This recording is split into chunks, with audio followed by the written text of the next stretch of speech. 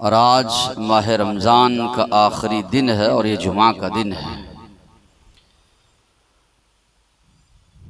رمضان جو آیا تھا گزر گیا، آخری دن سے جو ہے آج روزہ ہم نے رکھا ہے، یہ دن بھی گزر جائے گا۔ ایک مسلمان کو جو ہے اپنے اعمال کا جائزہ لینا ہے، کیا کچھ ہم نے کیا، کیا کر رہے ہیں یا کیا ہم کو کرنا ہے، کیسے ہماری زندگی گزری رمضان کے مہینے میں، اور آئندہ چل کر کیسے ہماری زندگی گزرے گی، یا ہماری نیتیں یا اسی طرح ارادے ہمارے کیا ہیں۔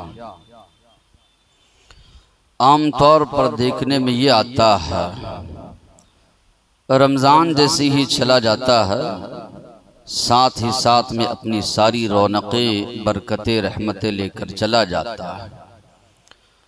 وہ مسلمان جو کل تلک مسجدوں کا رخ کیے ہوئے تھے، نمازوں کی پابندی کر رہے تھے، فرائض کے علاوہ نفل نمازیں یا اسی طرح نفل صدقہ و خیرات، کثرت سے قرآن مجید کی تلاوت، دیکھنے میں یہ آتا ہے فوراً تبدیلی آ جاتی ہے، مسجدوں سے رخ پھر جاتا ہے، قرآن مجید کی تلاوت چھوڑ بیٹھتے ہیں، جو نفلی عبادات میں مشغول تھے وہ عبادات بھی چھوڑ دیتے ہیں۔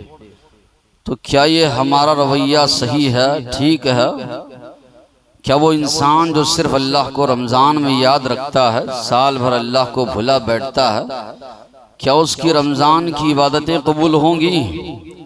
کیا اللہ تعالیٰ کے پاس اس کی رمضان کی عبادتیں قابل قبول ہوں گی؟ تو علماء نے لکھا ہے جو شخص رمضان سے پہلے جیسے تھا رمضان کے بعد بھی ویسی ہو جاتا ہے، عبادات کی پابندی چھوڑ دیتا ہے، تو اس کو رمضان کے روزوں کا، عبادتوں کا ثواب نہیں ملتا، اس کی عبادتیں اسی کی جانب مردود ہے، لوٹائی جائیں گی، کیونکہ رمضان کا مقصد ہی حاصل نہیں ہوا۔ رمضان کا مقصد یہ تھا لعلکم تتقون، تاکہ تم متقی بن جاؤ، اللہ سے ڈر کر زندگی گزارنے والے بن جاؤ، اللہ والے بن جاؤ۔ جب یہ مقصد ہی حاصل نہیں ہوا تو معنی یہ ہے کہ ایک مسلمان بھوکا اور پیاسا رہتا رہا، بھوک اور پیاس اس نے برداشت کی، اپنے نفس کی تربیت اس نے نہیں کی، یا اپنے نفس کو اس نے اعمال صالحہ کا عادی نہیں بنایا۔ اللہ تبارک و تعالی نے فرمایا سورہ حشر میں، یا ایہا الذین آمنوا اتقوا اللہ، اے ایمان والو ڈرو اللہ سے، وَلْتَنْظُرْ نَفْسٌ مَّا قَدَّمَتْ لِغَدٍ، ہر نفس کو، ہر انسان کو یہ دیکھنا ہے کل آنے والی زندگی کے لیے اس نے کیا کچھ اعمال آگے بھیجے۔ وَاتَّقُوا اللَّهَ، ڈرو اللہ سے، إِنَّ اللَّهَ خَبِيرٌ بِمَا تَعْمَلُونَ، جو عمل تم کر رہے ہو اللہ اس سے باخبر ہے۔ کئی باتیں اللہ تبارک و تعالیٰ نے یہ سورہ حشر کی آخری رکوع کی پہلی آیت میں فرمائی۔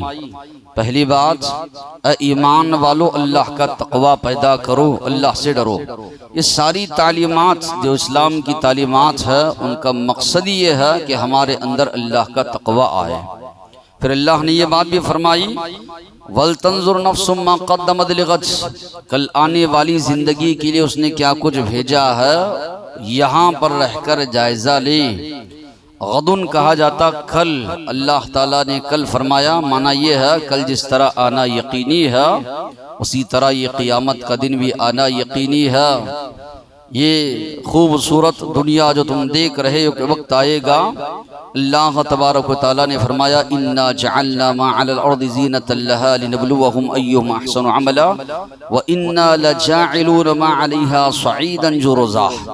جتنی بھی چیزیں اللہ تعالیٰ فرما رہے ہیں ہم اس کو زمین دوز کر دیں گے، زمین کے برابر کر دیں گے، چٹیل میدان میں زمین کو تبدیل کر دیں گے، یہ بلند و بالا عمارتیں سب کی سب ختم ہو جائیں گی۔ تو معلوم یہ ہوا غد یعنی کل جس طرح آنا یقینی ہے یہ قیامت بھی آ کر رہے گی۔ تو اللہ تعالیٰ فرما رہے ہیں وَلْتَنْظُرْ نَفْسٌ مَّا قَدَّمَتْ لِغَدٍ، ہر ایک انسان کو اپنا جائزہ لینا ہے۔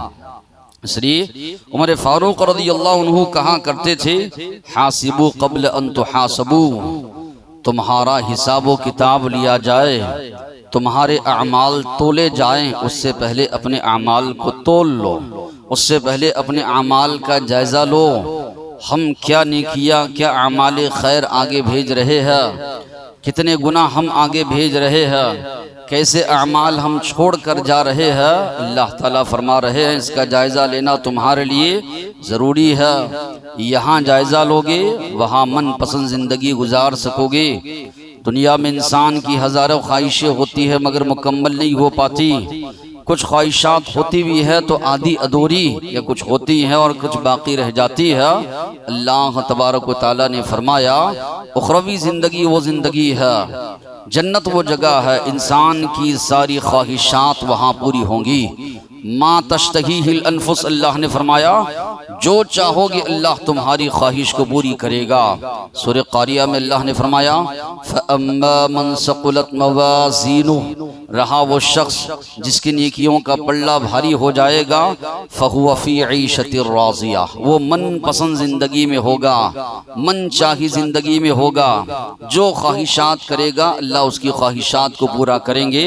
وَأَمَّا مَنْ خَفَّتْ مَوَازِينُهُ، جس کے نیکیوں کا پلڑا ہلکا ہو جائے گا، فَأُمُّهُ ہاویہ، اللہ نے فرمایا اس کی ماں ہاویہ ہے۔ وما ادراک ما ہی، کیا جانتے ہو یہ ہاویہ کیا ہے؟ نار حامیہ، یہ دہکتی ہوئی آگ ہوگی۔ اللہ نے فرمایا جس کی نیکیوں کا پلڑا ہلکا ہو جائے، گناہوں کا پلڑا بھاری ہو جائے، اس کی ماں ہاویہ ہوگی۔ اللہ نے فرمایا ماں جس طرح بچے کو اپنے گود میں لیتی ہے، اپنے آغوش میں لیتی ہے، اللہ تعالیٰ فرما رہے ہیں یہ مجرم، یہ اللہ تبارک و تعالیٰ کا ہمیشہ معصیت کرنے والا، گناہوں میں ملوث رہنے والا، جہنم اسی طرح اس کو اپنے آغوش میں لے لے گی، اپنے اندر پوری طرح جو ہے لے لے گی۔ تو معلوم یہ ہوا جس کے نیکیوں کا پلڑا بھاری ہو جائے اللہ تعالیٰ فرما رہے ہیں وہ من پسند زندگی میں ہوگا، جیسے جو ہے خواہشات کرے گا، جو نعمتیں چاہے گا اللہ تبارک و تعالیٰ اس کی خواہشات کو پورا کریں گے۔ بڑا بدنصیب انسان ہے وہ جس کی نیکیوں کا پلڑا ہلکا ہو جائے، گناہوں کا پلڑا بھاری ہو جائے۔ ہمارا رب جو معاف کرنے کے معاملے میں بہت زیادہ آگے ہے، ہمارے تصور سے بالا تر، سوچ بھی نہیں سکتے۔ ایک جانب وہ معاف کرنے والا ہے، اس کی صفات کو آپ پڑھیے، بے حد مہربان، رحم کرنے والا، رحیم ہے، رحمان ہے، رؤوف ہے، غفور ہے، ستار بندوں کی جو ہے گناہوں کو چھپانے والا ہے۔ اور نیکیوں کے معاملے میں کیا کہا گیا؟ ایک نیکی بندہ اگر کر رہا ہے، جتنا خلوص ہوگا اس کے دل میں، اس کے نیت میں، اللہ تعالیٰ نے وعدہ کیا 700 نیکیاں بڑھ کر عطا کروں گا۔ ایک کا بدلہ 10 سے 700 درجات تمہیں ملنے والے ہیں۔ اس کے بجائے انسان گناہ کرتا ہے تو ایک لکھا جاتا ہے، بلکہ وہ رب غفور، وہ رب رحمان، یہاں تک کہا گیا گناہ کا ارادہ ہم کرتے ہیں، اللہ کے ڈر خوف سے گناہ چھوڑ دیتے ہیں، تب بھی نیکی لکھی جاتی ہے۔ اتنا جو ہے آسانیاں پیدا کی جا رہی ہے، ایک کا بدلہ 700، جبکہ گناہ ایک کر رہے ہیں تو ایک ہی لکھا جا رہا ہے۔ نیکی کا ارادہ کیے، نیکی نہیں کر پائے تب بھی نیکی لکھی جا رہی ہے۔ گناہ کا ارادہ کیے، اللہ کے ڈر خوف سے گناہ چھوڑ دیے تب بھی نیکی لکھی جا رہی ہے۔ اس کے باوجود بھی 700 کا پلڑا ہلکا ہو جائے، ایک کا پلڑا بھاری ہو جائے، اس سے بڑا بدنصیب کوئی نہیں ہو سکتا جس نے زندگی بھر اللہ کی نافرمانی کر کے گیا ہے۔ اتنے زیادہ وسائل اسباب اللہ نے مہیا کیے، اس کے باوجود بھی اتنے گناہ لے کر گیا ہے، گناہوں کا پلڑا بھاری ہو جا رہا ہے۔ تو اس لیے اللہ نے کہا وَلْتَنْظُرْ نَفْسٌ مَا قَدَّمَتْ لِغَدٍ، جائزہ لو کیسے اعمال آگے بھیج رہے ہو، نیکیاں ہم کر رہے ہیں نہیں کر رہے ہیں، والدین ہیں ان کے ساتھ اس نے سلوک ہمارا ہے نہیں ہے، رشتہ دار ہے ان کے ساتھ اس نے سلوک ہمارا ہے نہیں ہے، یا حقوق العباد بندوں کے جو حقوق ادا کرنی ہے، کہیں ہم اپنی ذات سے اپنی زبان سے کسی کو تکلیف تو نہیں دے رہے ہیں کہ اللہ کے نبی نے فرمایا قیامت کے دن ایک آدمی آئے گا، روزہ، نماز، زکوٰۃ، حج، بڑی بھاری نیکیاں لے کر آئے گا، لوگ دیکھ کر کہیں گے یہ تو جنت میں جائے گا، اتنی نیکیاں اٹھا کر لے کر آیا ہے۔ اللہ کے نبی نے فرمایا قد شتم ھذا، کسی کو گالی دیا ہوا ہوگا، کسی کا خون بہایا ہوا ہوگا، کسی کا حق مارا ہوا ہوگا، کسی کو تکلیف پہنچایا ہوا ہوگا، پورے حسنات اس کی نیکیاں اٹھا کر دے دی جائیں گی۔ ابھی جو ہے اس کے قرضدار باقی ہوں گے، ان کے گناہ اٹھا کر اس پر لاد دیے جائیں گے، اٹھا کر جہنم میں پھینک دیا جائے گا۔ یہ انسان بھی بڑا نادان ہے جو بڑی محنت سے نیکیاں کماتا ہے۔ نیکیاں کمانا کچھ اتنا آسان نہیں۔ دن بھر ہم 14 گھنٹے 15 گھنٹے اللہ کی خاطر روزہ رکھ رہے، یہ کوئی آسان عمل نہیں ہے۔ فجر کی نماز کو نیند چھوڑ چھاڑ کر اٹھ رہے ہیں، کوئی آسان عمل نہیں ہے۔ بڑی مشقت کر کے انسان نیکیاں کما رہا ہے، اپنی محنت کی کمائی اللہ کے راستے میں خرچ کر رہا ہے، اور بڑی آسانی کے ساتھ ان نیکیوں کو ضائع کر دے رہا ہے، کسی کو تکلیف پہنچا کر، کسی کو پریشان کر کے، کسی کا حق مار کر۔ اللہ کے نبی فرما رہے ہیں یہ ساری کی ساری نیکیاں تمہاری دوسروں کو دے دی جائیں گی۔ اگر نیکیاں ختم ہو گئی ہے، قرضدار باقی ہے، تو ان کے گناہ تمہارے اوپر لاد دیے جائیں گے۔ اللہ نے فرمایا وَلْتَنْظُرْ نَفْسٌ مَّا قَدَّمَتْ لِغَدٍ، ہر نفس کو یہ جائزہ لینا ہے کل آنے والی زندگی کے لیے ہم کیا کچھ آگے بھیج رہے ہیں، کیسے ہمارے اعمال جو ہے آگے ہم بھیج رہے ہیں۔ نبی کریم صلی اللہ علیہ وسلم ایک جنازے میں شریک ہے، وہ نبی جن کے ذریعے جنت کا دروازہ کھولا جائے گا، وہ نبی جو سارے آدمی اولاد کے سردار ہے، وہ نبی جن کی سفارش سے کئی لوگ جنت میں جائیں گے۔ اللہ کے نبی براء ابن عازب رضی اللہ عنہ فرماتے ہیں بیٹے ہیں انصاری صحابی کی جو قبر کھودی جا رہی ہے، قبر کا منظر دیکھ کر جو ہے اللہ کے نبی کی آنکھوں سے آنسو جاری ہے۔ اللہ کے نبی نے فرمایا کنتو نہیتکم عن زیارت القبور، شروع اسلام میں شرک سے بچانے کے لیے اللہ کے نبی نے قبروں کو جانے سے روکا تھا کہ یہ قوم جو ابھی اسلام قبول کی ہے کہیں قبر پرستی میں مبتلا نہ ہو جائے، چونکہ پہلے کے لوگوں میں گمراہی جو آئی، نیک لوگوں کی وفات کے بعد ان کے مجسمے بنائے گئے، ان کی تصویریں بنائی گئی، لوگ ان کی عبادات کرنے لگ گئے، اس طرح آہستہ آہستہ شرک آیا۔ مگر افسوس ہے آج کی امت مسلمہ پر جس قبر پرستی سے شروع میں اللہ کے نبی نے روکا، اللہم لا تجعل قبری وثنا یعبد، اے اللہ میری قبر کو وثن نہ بنانا کہ لوگ آ کر اس کی عبادت کرنے لگ جائیں۔ آج قبروں کی پوجا ہونے لگی ہے، قبروں کی عبادت لوگ کر رہے ہیں۔ جتنی بھی شرکیہ اعمال کے تعلق سے قرآن مجید کی آیت ہے لے جا کر کفار و مشرکین پر تھوپ دیتے ہیں، اور خود امت مسلمہ کو شرک میں لگائے ہوئے ہے۔ نہ ان کا روزہ قبول، نہ ان کی نماز قبول۔ شرک اتنا بدترین گناہ ہے، انسان کی ساری نیکیوں کو کھا جاتا ہے، ساری نیکیوں کو برباد کر دیتا ہے۔ بڑا افسوس ہوتا ہے اتنی بڑی قوم، اتنی بڑی امت رات دن نیکیوں میں لگی ہوئی ہے، مگر ساتھ ہی ساتھ میں یہ شرک میں مبتلا ہے، ساری کی ساری نیکیوں کو یہ شرک اکارت کرنے والا ہے۔ تو اللہ کے نبی نے فرمایا شروع میں تم کو روکا تھا قبروں کی زیارت سے، فزوروہا، قبروں کی زیارت کرو، فإنها تذکرکم الآخرہ، یہ قبروں کی زیارت تمہیں آخرت کی یاد دہانی کرے گی۔ آج اس طرح ہم کسی کو دفن کر کے واپس آ رہے ہیں، کل کوئی اور ہوں گے جو ہماری موت واقع ہوگی، ہمیں دفنانے کے بعد واپس چلے جائیں گے۔ نہ رشتہ دار نہ خاندان کنبے والے، کسی کی وفات ہوتی ہے 2-4 گھنٹے سے زیادہ رکھنا اپنے درمیان گوارا نہیں کرتے، یہاں تک ہو سکے کوشش کرتے ہیں جلد سے جلد جو ہے نماز جنازہ ادا کی جائے، تدفین عمل میں آئے۔ آج ہم کسی کو کاندھا دے رہے ہیں، کل کوئی اور کاندھا دے کر ہم کو ساتھ میں لے جائے گا۔ دنیاوی زندگی میں عمدہ لباس یا بہترین سے خوشبو، اگر کوئی مٹی وغیرہ لگ جائے یا اسی طرح کوئی گندگی لگ جائے انسان کو برداشت نہیں، مگر اسی مٹی کے تلے انسان کو دبا کر لوگ چلے آتے ہیں۔ اللہ کے نبی نے فرمایا یسمع قرع نعالہم، لوگ دفنا کر جا رہے ہیں، ان کے چلنے کی آواز وہ سن رہا ہے۔ کیا اس کی حالت ہوتی ہوگی، کیا اس پر بیتتی ہوگی کبھی اندازہ ہم نے لگایا ہے؟ اس لیے اللہ کے نبی نے فرمایا فزوروها، کبھی قبرستان پر سے گزرتے ہو دعائیں پڑھتے ہوئے جاؤ۔ قبرستان کی دعا اس میں اللہ نے کیا عبرت رکھی ہے؟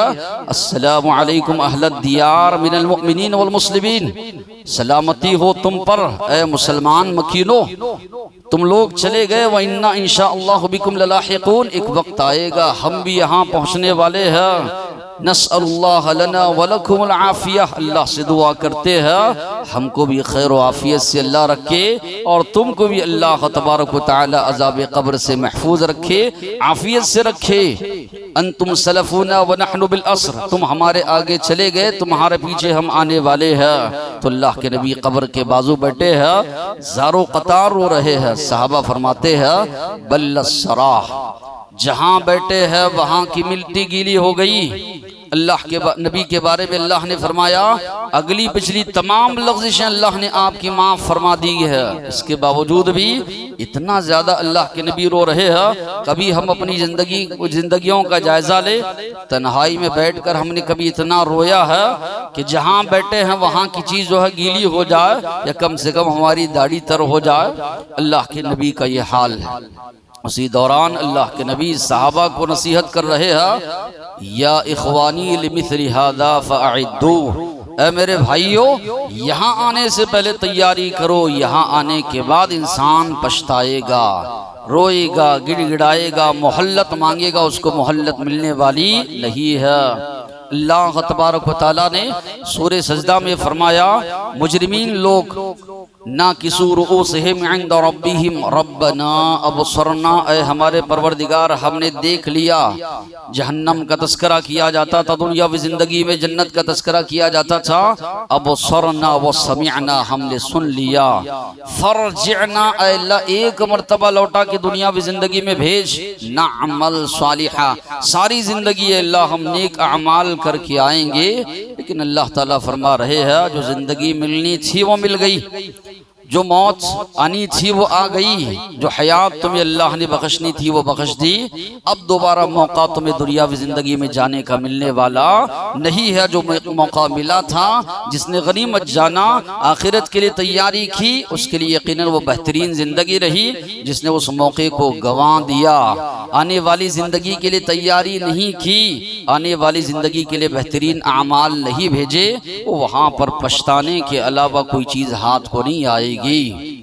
تو اللہ تبارک و تعالیٰ نے فرمایا وَلْتَنْظُرْ نَفْسٌ مَا قَدَّمَتْ لِغَدٍ، ہر نفس کو یہ دیکھنا ہے کل آنے والی زندگی کے لیے اس نے کیا کچھ بھیجا ہے۔ وَاتَّقُوا اللَّهَ، ڈرو اللہ سے، إِنَّ اللَّهَ خَبِيرٌ بِمَا تَعْمَلُونَ، جو بھی عمل تم کر رہے ہو اللہ اس سے باخبر ہے۔ یہ بھی بڑا جو ہے جملہ جو ہے کہ مسلمان کے لیے کافی، اللہ تعالیٰ فرما رہے ہیں ایک بھی تمہارا عمل اللہ سے ڈھکا چھپا نہیں ہے، سارے کے سارے اعمال اللہ تمہارے جانتا ہے، لوگوں کے سامنے ہو، تنہائی میں ہو، خلوت میں ہو، جلوت میں ہو، سارے تمہارے اعمال سے وہ باخبر ہے، اللہ جانتا ہے۔ مقصد زندگی، مقصد حیات کو ایک مسلمان پہچانے۔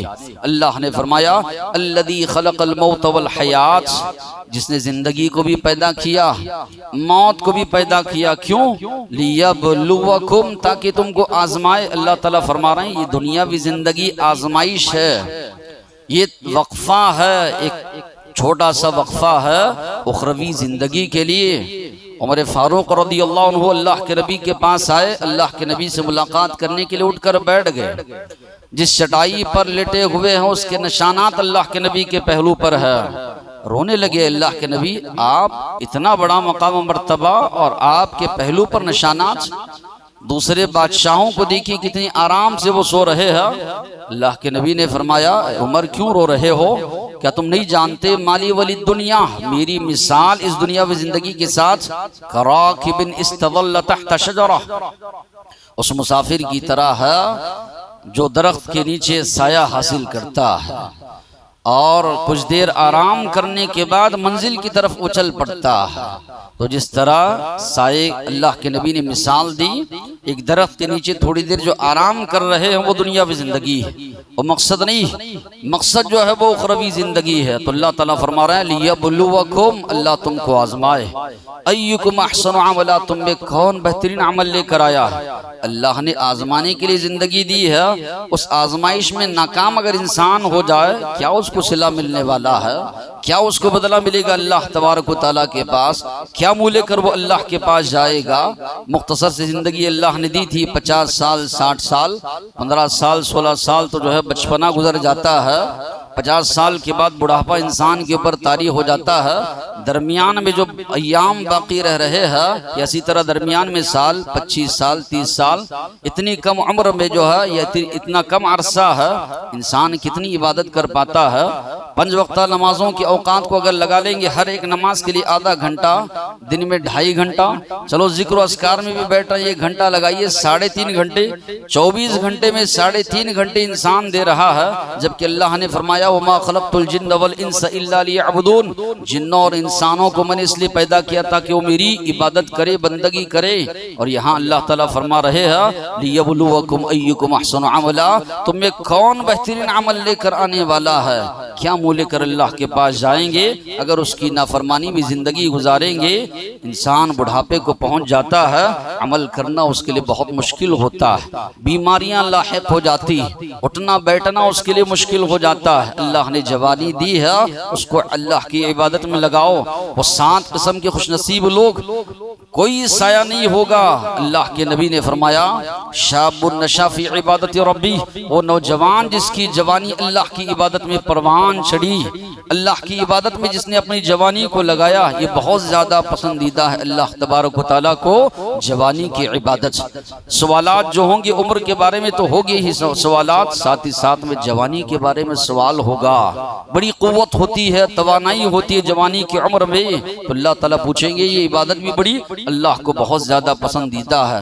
سورہ کہف میں اللہ نے فرمایا انہم فتیۃ آمنوا بربہم وزدناہم ھدا، یہ نوجوان تھے جو اپنے رب پر ایمان لائے تھے، اپنی قوم سے بھڑ گئے شرک کے معاملے میں، اللہ نے ان کی ایمان میں اور اضافہ کیا، ان کی ایمان دین کو بچانے کے لیے اللہ نے 309 سال اللہ نے سلایا ان کو، ان کی ایمان کی اللہ نے حفاظت فرمائی۔ بندہ جب اللہ کا ہو جاتا ہے، اللہ اس کے لیے اسباب وسائل پیدا کرتے ہیں، جو بندہ رب سے منہ موڑ لیتا ہے، اس کی عبادت سے منہ پھیر لیتا ہے، ویسی اسباب وسائل اللہ اس کے لیے مہیا کرتے ہیں کہ جا تو اللہ کی طرف رجوع نہیں ہونا چاہتا ہے تو اللہ تعالیٰ بھی تجھے اپنی طرف جو ہے کرنا نہیں چاہتے۔ تو وہ نوجوان تھے، ایمان لائے، معاشرے سے بچنا چاہتے تھے، وقت کے ظالم بادشاہ سے اللہ نے بچاؤ کا ذریعہ ان کے لیے بنایا، 309 سال تک سلایا، اللہ نے ان کی حفاظت فرمائی۔ تو معلوم یہ ہوا کہ عبادت میں خاص کر کے نوجوان یا اسی طرح جوانی کی عبادت یہ اللہ تبارک و تعالیٰ کو بہت زیادہ پسندیدہ ہے۔ قیامت کا وہ دن جب کہ اللہ تعالیٰ ساری مخلوقات کو جمع کریں گے، کیوں؟ اللہ نے فرمایا لیجزی الذین اساءوا بما عملوا، تاکہ بدلہ دے، جزا یجزی کا معنی بدلہ دینا، لیجزی تاکہ بدلہ دے، الذین اساءوا جنہوں نے برے اعمال کیے ہیں ان کی برائیوں کا بدلہ ان کو ملے، ویجزی الذین احسنوا بالحسنى جنہوں نے نیکیاں کی ہے ان کی نیکیوں کا بدلہ یقیناً ملے۔ اور یہ انسانی فطرت ہے کہ انسان کو جب کہا جائے تم جو کر رہے ہو اس کا بہترین صلہ ملنے والا ہے تو انسان کے اندر جذبہ پیدا ہوتا ہے۔ جنت کا بھی تذکرہ کیا، اللہ نے فرمایا ان الذین آمنوا وعملوا الصالحات لہم جنات تجری من تحتها الانہار، یقیناً جو لوگ ایمان لائے اعمال صالحہ کرتے رہے ایسے باغات اللہ ان کو دے گا جس کے نیچے سے نہریں بہتی ہے۔ فطرت انسانی کو سامنے رکھتے ہوئے اللہ نے ابھارا، اعمال صالحہ لے کر آؤ ایمان کے ساتھ، بہترین جنت اللہ تم کو عطا کرے گا جس کے نیچے سے نہریں بہتی ہے۔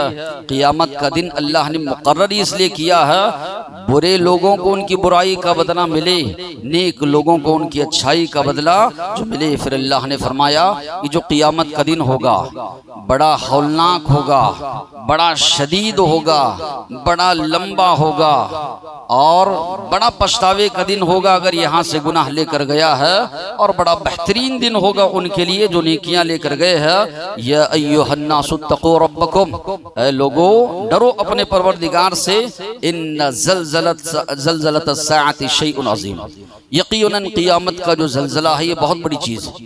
دنیا کا جو زلزلہ آتا ہے تھوڑی دیر کے لیے، سیکنڈز کے لیے بڑی بڑی عمارتیں ڈہ جاتی ہیں۔ اللہ نے فرمایا قیامت کا جو زلزلہ ہوگا یہ دنیا میں بھی ہوگا، یہ آسمان میں بھی ہوگا، کائنات کی جتنی چیزیں ہیں سب جگہ یہ زلزلہ بپا ہوگا۔ کل من علیہا فان ویبقى وجہ ربک ذو الجلال والاکرام، جتنی چیزیں ہیں سب فنا ہو جائیں گی سوائے رب کائنات کی ذات کی، اللہ کی ذات کے سب چیزیں فنا ہونے والی ہے۔ کل شیء ہالک الا وجہہ، سوائے اللہ کے سب چیزیں فنا ہونے والی ہے، بقا کسی کو ہے تو وہ صرف اور صرف اللہ کو ہے، سب چیزیں ختم ہونے والی ہے۔ تو اللہ نے فرمایا کتنا شدید ہوگا، یوم ترونہا تذہل کل مرضعۃ اما ارضعت، دودھ پلانے والی ماں اپنے بچے کو بھول جائے گی۔ اس دنیا میں سب سے محبت والا رشتہ کسی کا ہے تو ماں کا ہے، اور وہ بچے سے جو دودھ پینے والا بچہ ہے، سب سے قریبی رشتہ جس میں خلوص اتنا زیادہ اس کا اندازہ ہم نہیں لگا سکتے۔ ماں کی زندگی کو دیکھیے، بچے کی پیدائش کے بعد اس کی نیند قربان، اس کا چین قربان، اس کا سکون قربان۔ اللہ نے فرمایا وہ ماں جو اتنی مہربان ہوتی ہے بچے کے حق میں، وہ ماں اپنے بچے کو بھول جائے گی، اتنا شدید وہ دن ہوگا۔ تو اللہ تبارک و تعالیٰ نے فرمایا وَتَرَى النَّاسَ سُكَارَىٰ، لوگوں کو دیکھو گے شراب پی رکھی ہے، ایسے نشے میں دھت نظر آئیں گے۔ وَمَا هُمْ بِسُكَارَىٰ وَلَٰكِنَّ عَذَابَ اللَّهِ شَدِيدٌ، وہ نشے کی حالت میں نہیں ہوں گے لیکن اللہ کا عذاب بڑا سخت ہوگا، بڑا بھاری ہوگا۔ اغتنم خمسا قبل خمس، اللہ کے نبی نے فرمایا 5 چیزوں کو غنیمت جانو، 5 چیزیں آنے سے پہلے۔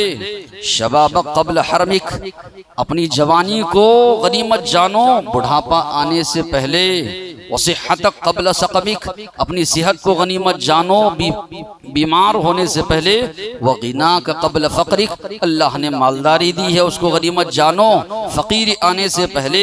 وفراغک قبل شغلک، اللہ نے فرصت کے اوقات دیے ہے اس کو غنیمت جانو مشغولیت آنے سے پہلے۔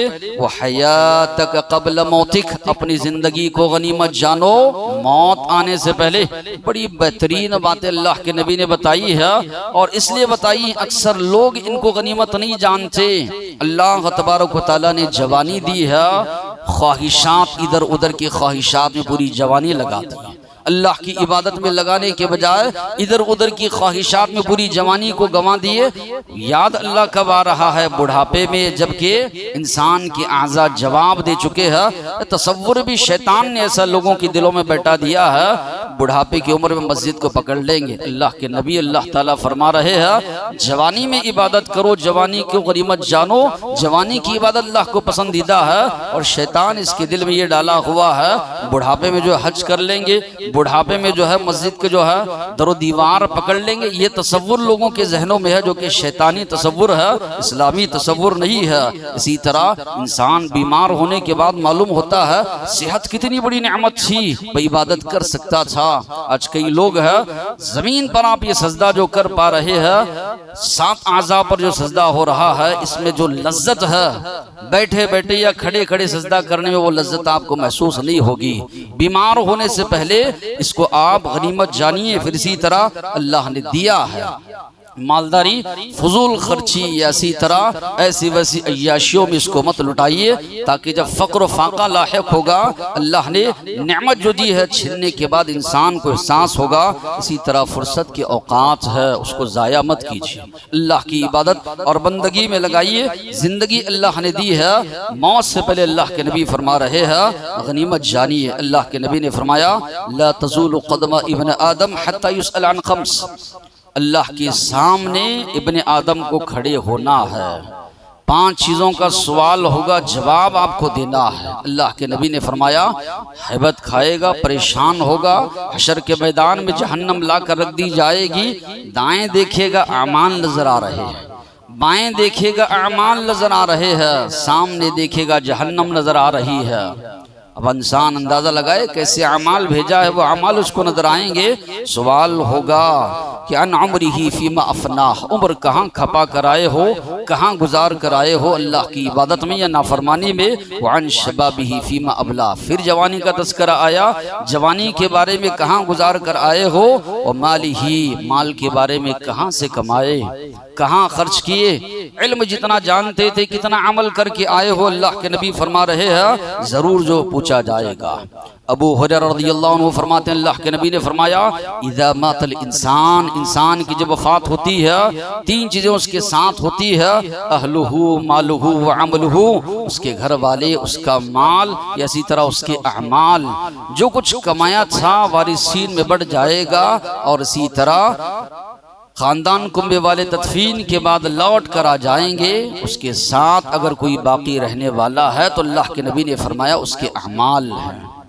اللہ کے نبی نے فرمایا قبر انسان کو اس طرح دبوچتی ہے، اس کی پسلیاں تختلف اضلاعہ، ادھر کی پسلیاں ادھر، ادھر کی پسلیاں ادھر ہو جاتی ہیں، انگلی وغیرہ ٹوٹ جائے یا اسی طرح فریکچر وغیرہ آ جائے، کئی دن تک انسان جو ہے بیڈ سے اٹھ نہیں پاتا، ایک ہڈی ٹوٹی تو یہ حال ہے، پوری ہڈیاں انسان کی توڑ دی جائیں۔ اللہ کے نبی نے فرمایا کانت الصلاۃ عند رأسی، ایسے حالت میں جب آپ کے رشتہ دار آپ کو دفنا کے چلے جائیں گے، آپ کی نماز آپ کے سرحانے ہوگی، یہ نیک اعمال قرآن مجید کی تلاوت آپ کے داہنے جانب ہوگی، یہ صدقہ و خیرات بائیں جانب ہوں گے، یہ ساری چیزیں قبر کو دبانے سے روکیں گی۔ ہماری جانب سے جگہ نہیں ہے، قبر دبانے سے جو رک جائے گی۔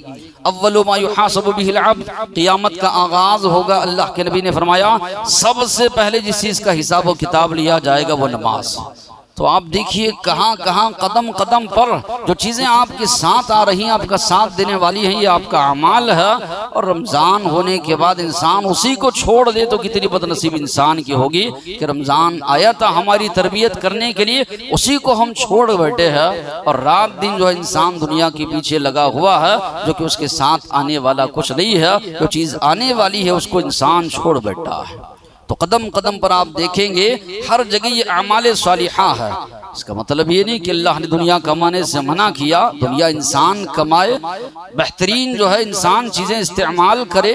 اللہ نے خود سکھایا ربنا آتنا فی الدنیا حسنہ، اے اللہ دنیا کی بہترین چیزیں ہمیں عطا کر، آخرت کی بہترین چیزیں عطا کر۔ آدمی بہترین سے بہترین بستر پر سوئے، اے سی استعمال کرے، لیکن یہ شرط ہے وہ فجر کی نماز کو اٹھے، یہ اس کے لیے نعمتیں ہوگی۔ یہ چیزیں استعمال کر رہا ہے، فجر کی نماز چھوڑ کر سو رہا ہے، تو یہ نعمتیں اس کے لیے زحمت ہوں گی۔ آدمی عمدہ سے عمدہ لباس استعمال کرے، عمدہ سے عمدہ چیزیں انسان کھائے، شریعت منع نہیں کرتی ہے۔ عثمان غنی رضی اللہ عنہ اتنے مالدار صحابی، مکہ سے مدینہ کو مسلمان آئے، مدینہ میں مسلمانوں کے پینے کے لیے پانی نہیں ہے، کنواں خرید کر نبی کریم صلی اللہ علیہ وسلم کے لیے کہا اللہ کے نبی یہ مسلمانوں کے لیے وقف ہے، اور جنگوں کے موقع پر اتنا انہوں نے دیا، اللہ کے نبی خوش ہو کر ایک دو مرتبہ نہیں 8 مرتبہ جنت کی بشارت سنائی ہے۔ دنیا انسان کمائے لیکن آخرت کو سامنے رکھ کر آخرت کو بھلا بیٹھتا ہے، اعمال صالحہ کو بھلا بیٹھتا ہے، یہ چیز اس کے لیے وبال جان جو ہے بن جاتی ہے۔ اور انسان ایک مسلمان جو ہے رمضان کے بعد جو فرائض کی پابندی کر رہا تھا، ہوتا ہے کہ فرائض کی پابندی چھوڑ دیتے ہیں۔ اللہ تبارک و تعالیٰ نے فرمایا یا ایھا الذین آمنوا اتقوا اللہ حق تقاتہ ولا تموتن الا وانتم مسلمون، اے ایمان والو ڈرو اللہ سے جیسے ڈرنے کا حق ہے، موت تمہیں آئے تو ایمان کی حالت میں، یعنی اس انداز سے جاؤ، نیکیاں کرتے رہو، اعمال صالحہ کرتے ہوئے تمہاری موت جو تم کو آئے۔ وَاعْبُدْ رَبَّكَ حَتَّى يَأْتِيَكَ الْيَقِينُ، اپنے رب کی عبادت کرو یہاں تک کہ تمہیں موت آئے۔ جس طرح کہ میں نے اس سے پہلے بھی کہا، حسن بصری رحمت اللہ علیہ کہتے تھے موت تک اللہ نے یہ نہیں فرمایا کسی اور کام کے لیے وقت مقرر نہیں کیا، لیکن عبادت کے لیے اللہ نے وقت مقرر کیا۔ جب تلک تمہارے جسم میں سانسیں چل رہی ہے اللہ کی عبادت تم کو کرنی ہے، جب سانسیں رک گئی عبادت کا موقع ختم، اب یہاں پر حساب و کتاب۔ آج تمہارے لیے عمل کا موقع ہے، حساب و کتاب نہیں ہے۔ کل دن قیامت کے تمہارے لیے جو ہے حساب و کتاب ہوگا، وہاں پر جو ہے عمل کا موقع تمہیں نہیں ملے گا۔ سانسیں چل رہی ہیں، اس دنیا میں انسان ہے، سانس رک گئی اس دنیا سے انسان اس دنیا میں چلا جاتا ہے۔ اب انسان اپنے اپنے اعمال کا جائزہ لے۔ سفیان بن عبداللہ کہتے ہیں میں اللہ کے نبی کے پاس آیا، کہنے لگا اللہ کے نبی کوئی ایسا عمل بتائیے آپ کے بعد کسی کو سوال نہ کروں۔ تو نبی کریم صلی اللہ علیہ وسلم نے فرمایا قل آمنت باللہ ثم استقم، کہو میں اللہ پر ایمان لایا اور اس پر جو ہے ڈٹ جاؤ۔ تو الاستقامہ کہا جاتا ہے جو عمل ہم کر رہے ہیں اس پر ڈٹ جائیں۔ اللہ کے نبی نے فرمایا اللہ کو وہ عمل پسندیدہ ہے اگرچہ کہ تھوڑا ہو مگر مداومت مسلسل کیا جائے۔ ایسا نہیں کہ جوش میں آ کر رمضان میں خوب عبادتیں کرے، رمضان کے بعد پھر وہی حالت مسجد مرثیہ خواہ کہ نمازی نہ رہے، یعنی پھر سے مسجد مرثیہ پڑھ رہی ہے کہ کل تلک جو نمازی آئے تھے آج وہ کہاں چلے گئے پتہ نہیں۔ مرثیہ کہا جاتا ہے کسی انسان کی وفات ہو جاتی ہے اس کی تعریف میں جو ہے یا اسی طرح اس کی ضم میں جو پڑھا جاتا ہے اس کو مرثیہ کہا جاتا ہے۔ تو علامہ اقبال نے کہا مسجد مرثیہ خواہیں کہ نمازی نہ رہے، یعنی وہ صاحب اوصاف حجازی نہ رہے۔ صحابہ جیسے آج کہا کہ جو ہمیشہ دین پر کاربند رہنے والے۔ تو بہرحال رمضان آیا ختم ہوا ہے لیکن دین اسلام ابھی باقی ہے، ایمان باقی ہے، قرآن مجید جو ہے باقی ہے، شریعت ہماری باقی ہے۔ ہمیشہ ہم کو عمل کرنا ہے، صرف رمضان کی حد تک جو ہے عمل کرنا یہ اللہ کو پسندیدہ عمل نہیں، اللہ سے